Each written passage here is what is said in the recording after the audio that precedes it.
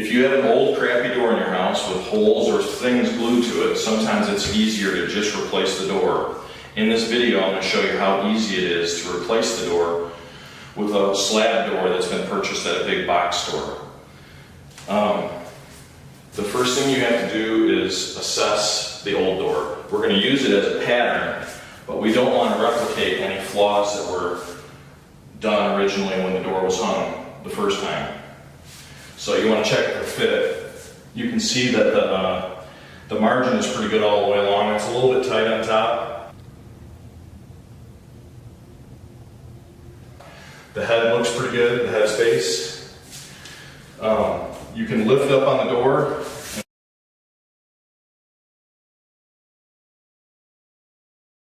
and watch the hinges. Usually this top hinge wears out before the rest. Lift up on it, check it. It's pretty tight.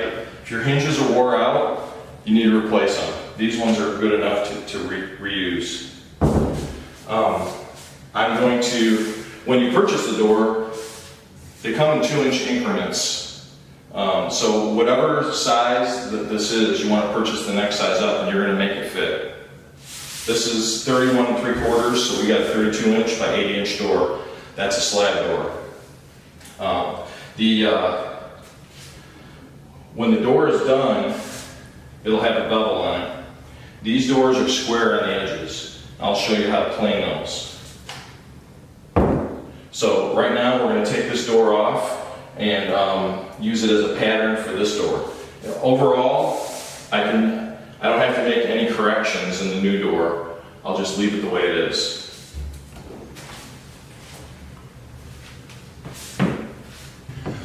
One thing you need to keep in mind when you're making this new door is the hand of the door. If you want to know what hand the door is, put your back up against the hinges. A right hand door is your right hand, a left hand door is your left hand.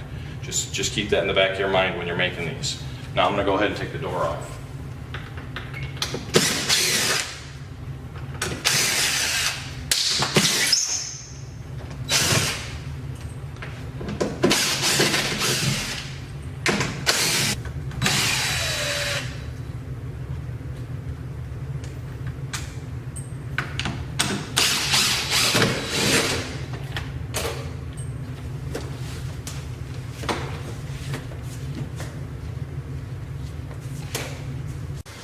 Okay, so I've removed the hinges from the old door and I laid it down behind the new door. Keep in mind the top and the bottom of the slab door. Obviously the small panels are on the top, the larger panels are on the bottom. Make sure you don't confuse that, it's happened before. Then the next thing you want to do is take a small square and transfer. You can use a pencil. You can use a pencil, but the best thing that you can use is a knife. Whenever you're cutting mortises, a pencil leaves a thick line and it stands away from the square. A knife blade is very accurate. So you want to, I have the old door behind and the new door in front. All I'm going to do is mark the top and the bottom with the square. And I'm just going to make light scratches in the door so I know where the hinge is supposed to be. In all 3 locations. This door has 3 hinges on it. Okay, so I'm going to line the square up with the edge of the existing mortise, and I'm just going to lightly score the door where the mortise is going to be.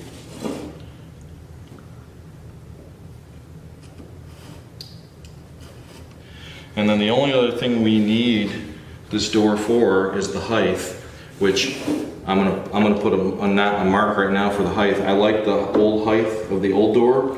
I'm gonna replicate that on the new door. So you can, if the old door doesn't fit correctly, you can raise or lower the cut. If your door's rubbing on the carpet, cut it up higher. If it's cut too high, leave it a little lower. This one happened to be just right. So I'm gonna mark this one where it is. We no longer need the old door anymore. All interior residential doors are 1 3/8. There's only 2 sizes of thickness of doors, 1 3/8 and 1 3/4. Exterior doors are typically 1 3/4.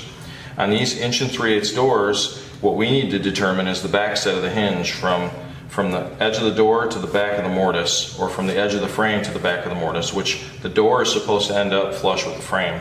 On these doors, this door measures 1 1/8 inch. and the frame also measures 1 inch. If you had a binding problem where the door was springing itself open because it was too tight up against the stock, whether the stock was improperly installed to begin with, or that there's multiple layers of paint on here and keeping the door from shutting, you can move the door outboard by the new cut of the hinge slightly so that the door shuts better. Instead of, otherwise you have to remove the stop and move the stop out and refasten it and recaulk it. So now we have our measurement for our new three new mortises. Next thing we're going to do is I'm going to rub some pencil on the knife marks I made because you can just barely see them, but that's where they go. And we just marked it at 1 1/8" back set for the back of the hinge. This is a left-hand door, so the hinges stick out on the left-hand side. And we're going to make an 1 1/8" mark all the way down. Now, you're going to use the hinge as a template.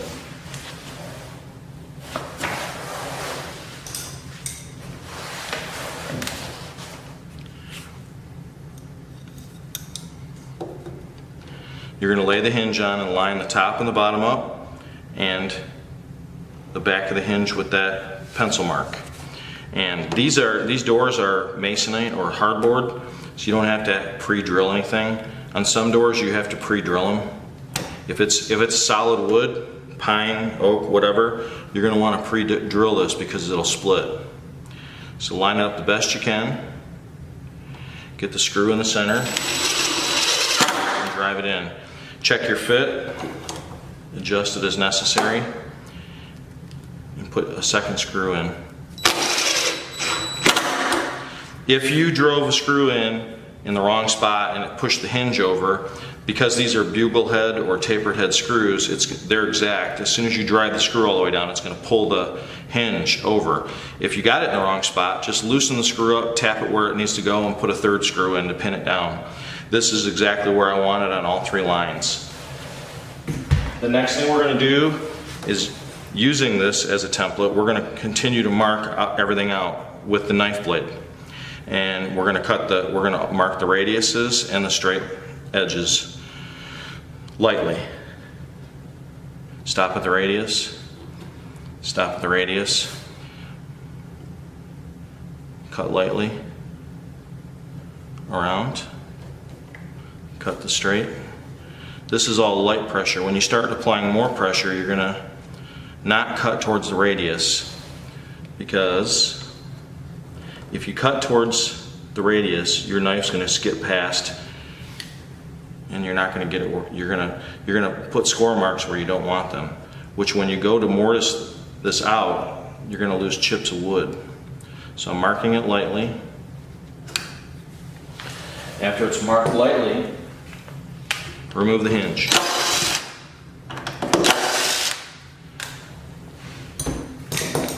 When you're doing this, never cut towards your hand, because you're going to slip and slice yourself open.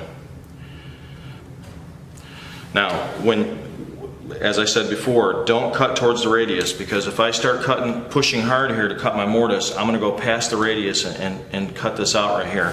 Then when I go to chisel this wood out, the chips are going to come out, and we don't want that. So you want to start at the radius and move away as deep as you can. 2 or 3 passes will work.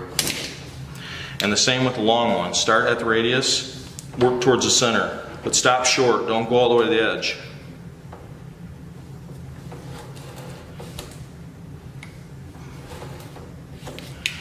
Start at the radius here.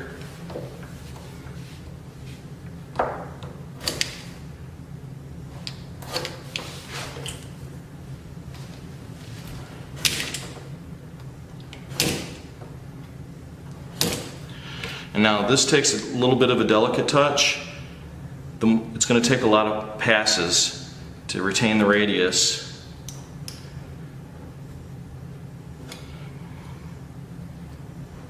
Sometimes you can also just stab the knife in on the line. Push, pull it out, push, pull it out. You're cutting the end grain. Push, pull it out.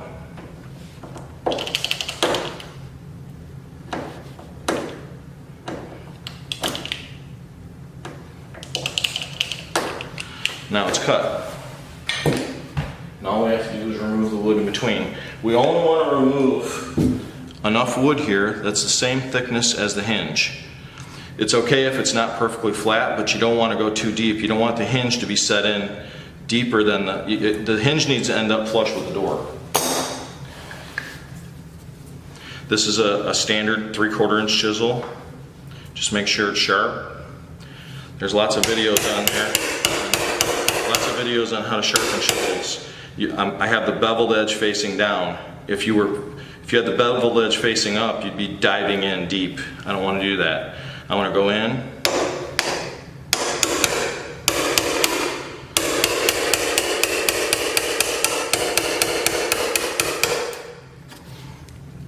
And you can, as I was coming in here, I could see that it was starting to lift this grain right here. I had stopped.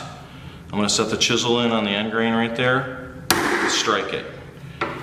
Now the chip will come right out. You're better off taking off a little at a time instead of a lot. Over here, I'm not going to try and start here, I'm going to start here.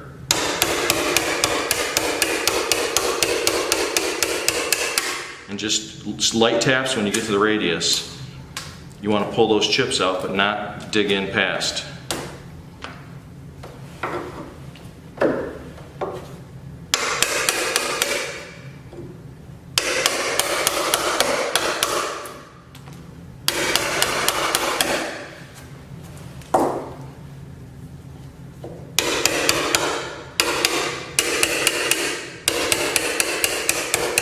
You alternate the depth of cut by raising and lowering the blade. If it starts going too deep, lower the blade. If it's not deep enough, raise it.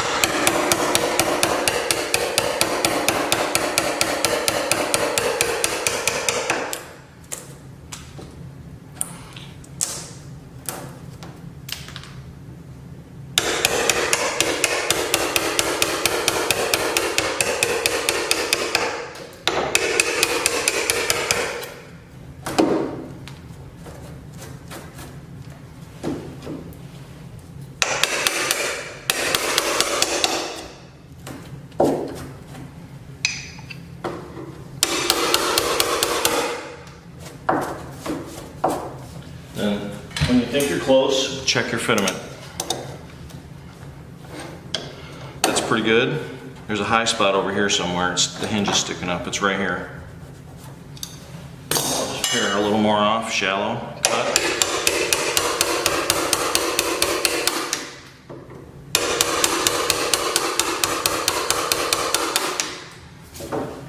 Check it again. That's good. It's okay if it stands proud slightly. Better to stand proud slightly than to be down in. You don't want it to be down in. When you screw it in, it's going to suck it down a little bit. You could still clean it up a little bit, clean the edges up.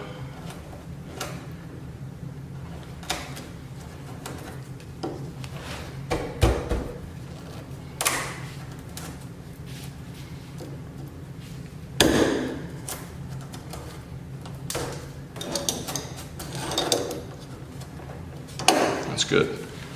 And then screw it in and check. Once you screw it in is when we'll really see how well it fits. It's going to pull it down. And then the top and the bottom of the hinge, you can tell where the pin is. That's the hinge pin, that's the top of the hinge pin, that's the bottom. Make sure you get it in the right orientation or the pin will fall out. This is the top of the door, so I'm going to face the pin up.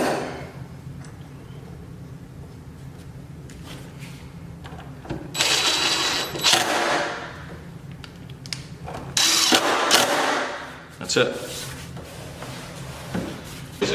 And now it's come time to cut the bottom of the door off. On these masonite doors, all you have to do is mark your cut and cut it. If you have a solid wood door, veneer door, anything that is real wood, you're going to want to lay a straight edge down on here and also use the knife blade to make a cut with the knife blade across the grain. And then when you cut it with the circular saw, leave your blade on the waste side because that's the side that's going to chip. If you don't score this with a knife, you'll chip your brand new door all the way up. These masonite or hardboard doors won't do that. All you have to do is cut them and then give them a light sanding.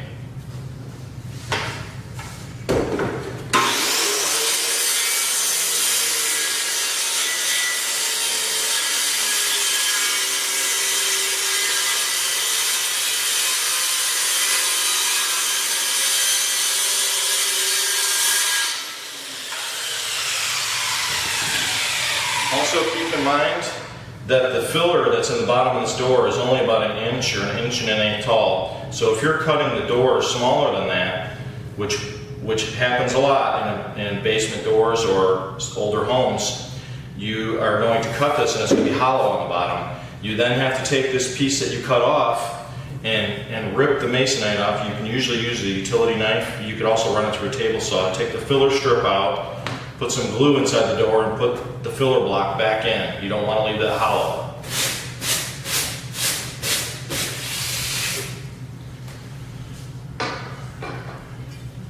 You can use sandpaper or plain. I'm just going to take the edge off.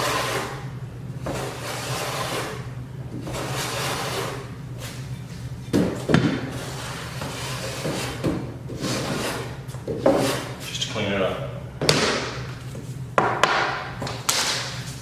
That's ready to hang.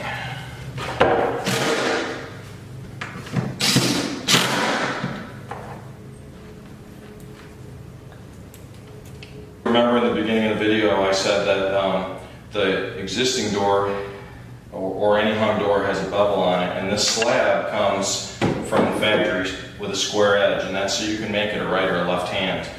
You don't want to leave it as a square edge because the door is longer on the diagonal from the front to the back than it is across the face. So if you were to shut it with a square edge, if it was going to clear the jamb, you'd end up with a huge gap where you don't want a huge gap. So you have to bevel this edge in order to get the door to shut properly.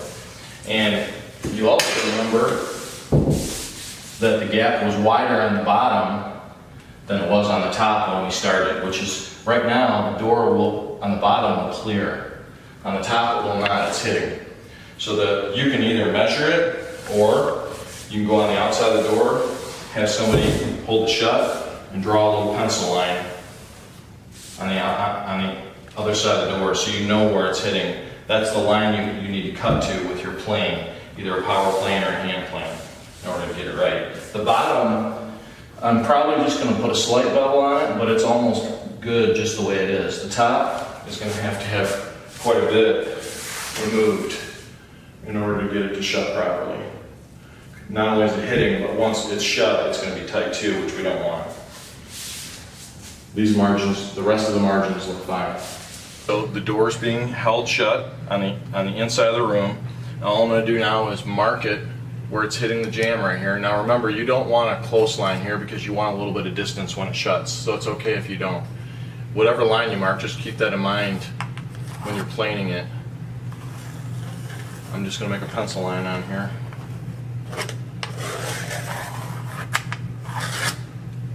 For reference. That's it. Okay, if you didn't understand what I was talking about earlier in the video about putting a bevel on the door, here's an exaggerated. I'm going to take more off this edge than this edge. This is the edge that's going to be tight when the door is shut in the margin. You want more off here because it's longer from this corner to this back corner on the bottom on a diagonal. So that's my pencil mark right there that I made that was up against the edge of the door. And I know that I need to take a little bit off of here too because it was already tight to begin with. So I'm going to go past this line when I bevel it. I'm going to use a hand plane. You can use a power plane too, whatever you have. And I'm going to taper it from here to nothing going that direction because the door jamb's not straight. You can pull it or push it, try both, whatever feels best for you.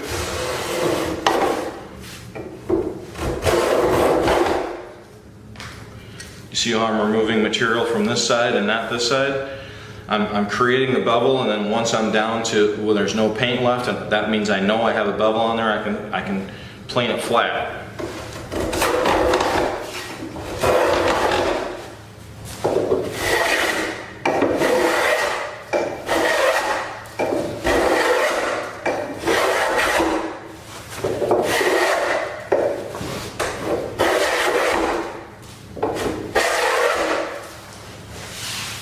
I'm almost to the line here. I've squared that side up. I'm going to go a little more here.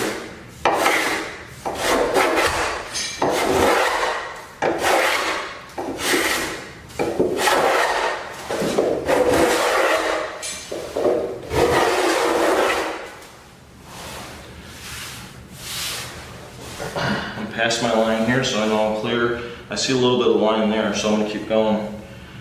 I don't want to put this up and take it down 9 times. If you cut a little too much off, you can always adjust the hinge by springing the hinge over a little bit. You're better off taking a little more off than not enough. In order to get a semi-straight line, since I'm creating an angled line from here that way, I make a cut here, then I come further back and make a cut, then I come further back and make a cut, and you're removing more material each time, but you're trying not to create a hump in the door if you don't have to.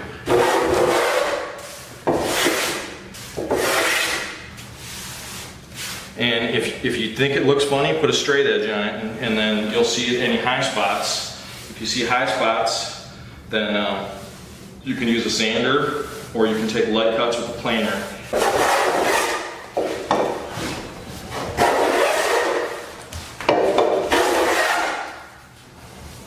Yeah, that's good. That'll fit.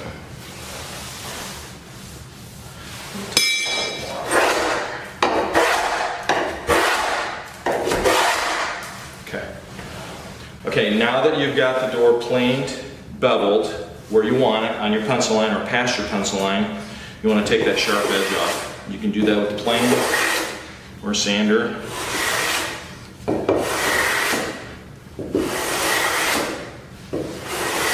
It'll make the finished product look nicer. You don't want a sharp edge. Just lightly.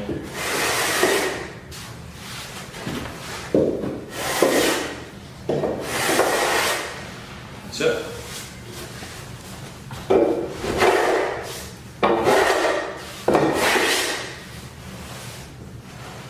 Let's put it back up. Okay, we're done cleaning the door. We pushed it shut. It looks really good. The margin looks pretty good all the way down. It is touching right here on the top though. On the top of this jamb, and I'll show you how to fix that. All I'm going to do, pull on it. You can also, there, it's not touching anymore. You can also spring the hinge, which I'll show you in a minute how to spring a hinge. But it's shutting just fine. And I'll show you how to drill out a doorknob. Door fits good. We don't need to make any more adjustments to it. It's good just the way it is.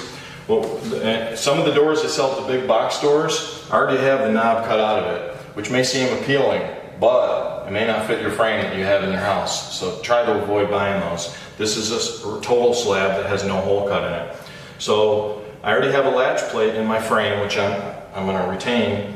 So I've measured halfway between and marked the center of the latch plate, which is right there. You can see the mark right there. That's halfway.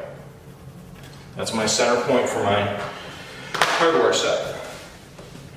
Okay, so what we're going to be drilling out is a hole or holes for a cylindrical lock set, which is almost all hardware sets sold today. There are mortise sets, there's a bunch of different kinds, but this is a cylindrical, which is what you're going to find on the inside of a house. There's 2 different length back sets, 2 3/8 and 2 3/4. On exterior doors, the stops are wider, so the back set is greater, so that you don't drag your knuckles across the stop when you're trying to open the door. On an interior door, that's not an issue. So most of them are 2 3/8, which would be the center of this style.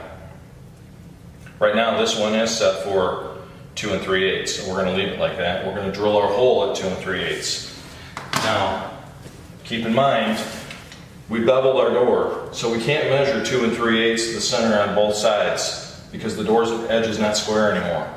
So you either have to use a hole saw that has a long enough center drill in the arbor to poke through, or you have to use a square and measure from this long, this is the long point of the door, this is the short point back here.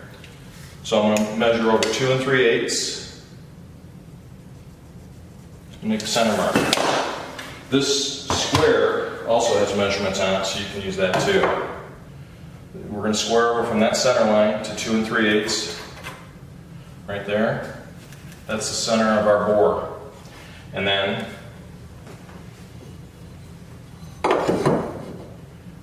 same here. This should be right in the center. This door is an inch and 3/8 or inch and a quarter. This is an inch and 3/8. You can usually just eyeball it.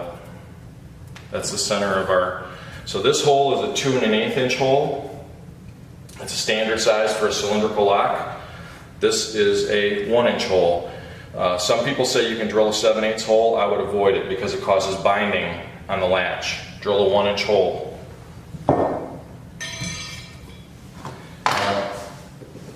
If my hole saw should poke through because the hole, the arbor pilot in the center is long enough that I can poke through the other side. If it's not, again, you need to take a square and wrap it around and then measure over your distance. You're going to drill from both sides. If you just drill from one side, you're going to blow the back side of the door out. You don't want that.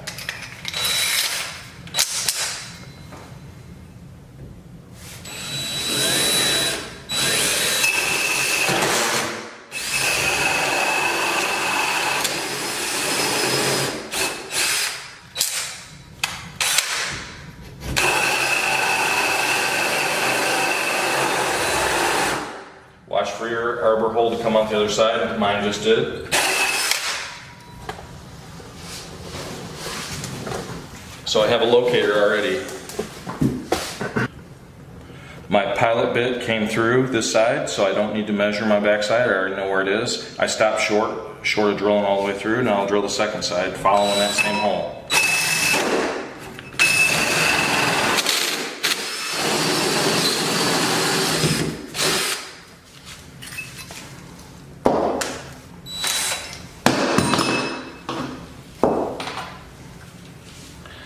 Now it's time to drill the cross bore.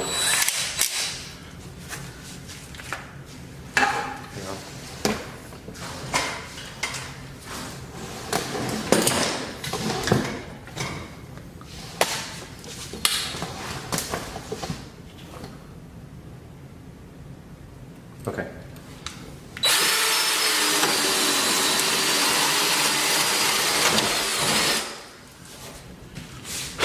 It's as easy as that. Now, just like the hinges, you're going to use the latch to create the mortise. You're going to use it as a pattern to mortise it in. So you're going to set it in where it goes. You're going to want to screw it in.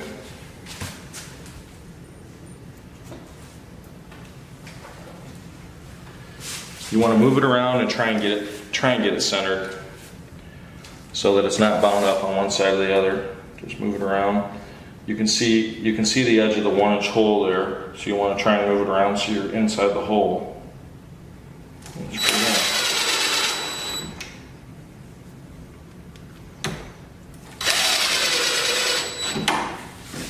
You can, if it looks crooked, you can adjust it slightly before you start chopping it out. You get a little bit of wiggle room there. But what we're going to do is exactly the same thing we do with the hinges. We're going to use a knife blade to mark it out. Start short of the radiuses, just like I did before.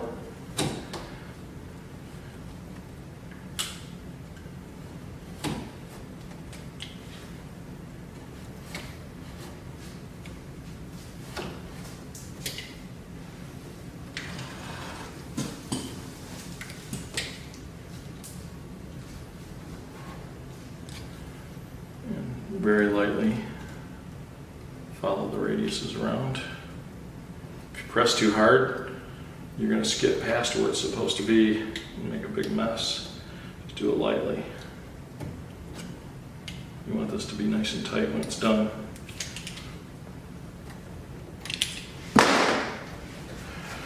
Now that we're marked out, we're going to remove the latch.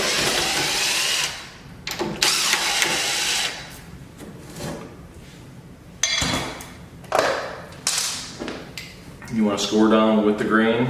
Same thing, starting short of the radius.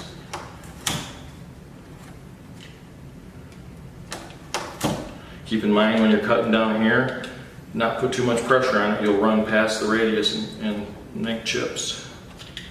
You can just push it in if you have to. These against the grain cuts, I'm going to do with the chisel and not with the knife.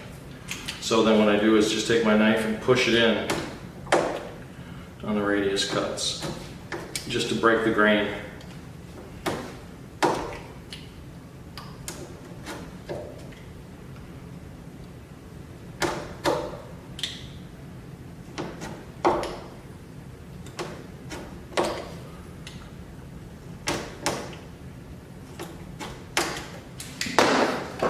Chisel. This is why I use a 3/4 inch chisel and not a wider one, because you can't really use a 1-inch chisel in there, you're going to go past. So I typically use a 3/4 inch chisel for all these cuts. Lay it right on your knife cut with the flat blade on the side of the line right here, and drive it in. Cuts the grain. It's a little bit hard to see on an angle, but. And then start in the hole at the depth you want, just like that. And knock the chip out. Start in the hole. Knock the chip out. This should end up nice and flush in there. Just like that. Tap on it a couple times. That's done. All we have to do now is put the screws in it.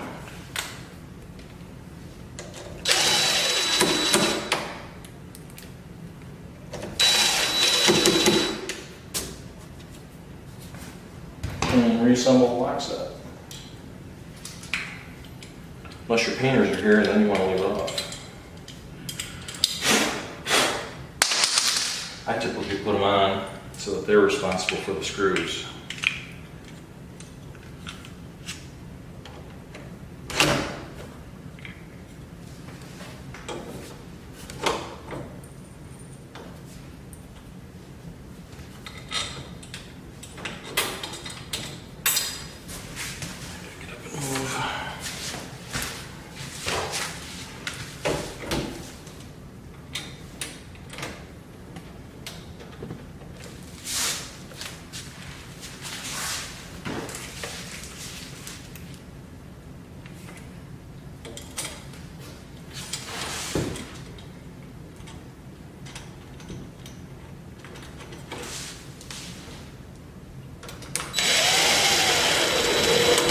One thing that's important when installing hardware is not to over tighten the screws. A lot of people do that. It causes a lot of binding. You want them tight, but you don't want to over tighten them. That's it. Done.